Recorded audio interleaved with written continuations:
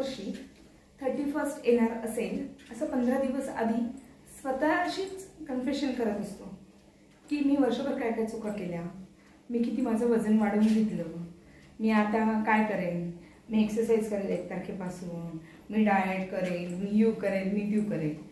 पण ॲक्च्युली होतं काय माहिती का, आपण प्रत्येक गोष्टीचे 1 तारखेपासून रिझोल्यूशन करणारा असतो.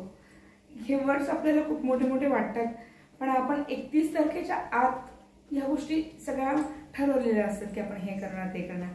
पण ज्या वेळेला प्रत्यक्ष वेळ येते ना, आता समजा 31 डिसेंबर आहे तर प्रत्येकाला काय वाटतं, चला 31 डिसेंबर आहे, आपण केक आणू, आपण यू करू त्यू करू, हे खाऊ ते खाऊ, अरे आज 31 डिसेंबर आहे सेलिब्रेट करू. झालं, आपण उशिरापर्यंत जागा राहतो, खातो आणि दुसऱ्या दिवशी परत लेट उठतो. बरं, आता 1 तारीख 1 जानेवारी, आता काय करायचं, अरे 1 जानेवारी आहे, वर्षाचा पहिला दिवस आहे, आपण मस्तपैकी आज एन्जॉय करू आणि उद्यापासून सगळं करू.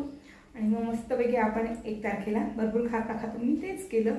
31 डिसेंबरला जागी राहिली 12 वाजेपर्यंत, त्याच्यानंतर जेवढं खाता येईल तेवढं खाल्लं. परत 1 तारीख आली, फ्रेंड्ससोबत पार्टीला गेली, भरपूर खाल्लं. मग तसं पाहायला गेलं ना तर आपण 31 किंवा 1 तारीख न धरता आपल्यामध्ये जे जे काही चेंजेस करायचे असतील तेव्हा वर्षातून कधी पण करू शकतो आपण. आणि आपल्यामध्ये चेंज करू शकतो, एक्सरसाइज करू शकतो, डाएट करू शकतो, डिपेंड अपॉन